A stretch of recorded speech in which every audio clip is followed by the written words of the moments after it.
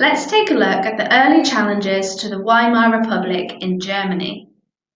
The terms of peace were agreed in the Treaty of Versailles in 1919. The German people believed that the treaty was diktat, and this means a dictated peace, and that it was unfair. Germany had to accept blame for the war, and this was in Article 231, also called the War Guilt Clause. The treaty also said that Germany must pay £6.6 billion in reparations to the victors, who were the Allies. They also lost land in Europe and all of their German colonies. This meant that Germany lost about 10% of its land and 12.5% of its population. There were military terms to the treaty as well. There were military restrictions, which included having a maximum of 100,000 soldiers, 15,000 sailors, 6 ships, and no submarines or armoured vehicles.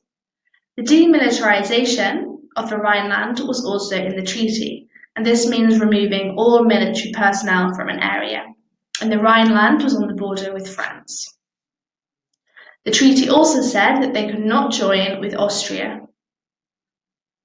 Some Germans felt that Germany could have won the war and so were stabbed in the back by Ebert and his government that signed the armistice. These politicians were known as the November criminals to Germans. So they felt humiliated, they resented the Allies, and they believed this treaty was a diktat. In its early years, the Weimar Republic struggled to cope with the pressures of the Treaty of Versailles. It was already unpopular, and the Weimar Republic needed to prove that democracy could be a success. Between 1919 and 1923, there were 376 political assassinations, so it was a pretty risky job to be a politician.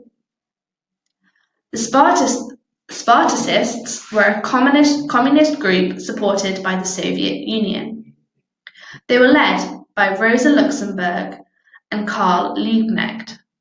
In January 1919, the Spartacists staged a revolt in Berlin, and they hoped to lead to a general strike. The ultimate aim was to overthrow the Weimar Republic. Ebert used a right-wing group of former soldiers called the Freikorps to stop the uprising.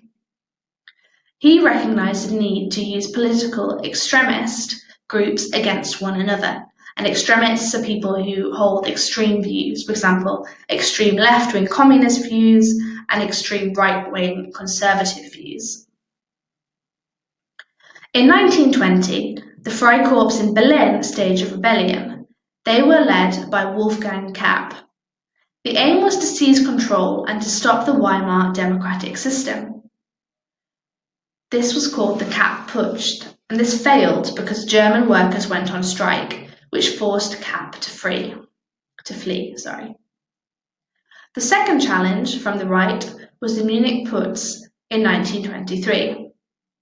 The National Socialist German Workers' Party, also known as the NSDAP, and also known as the Nazi Party, staged the Munich Putsch.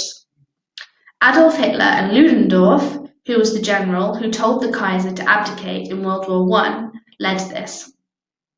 The Nazis thought that the Weimar Republic was weak because of the economic crisis in 1923.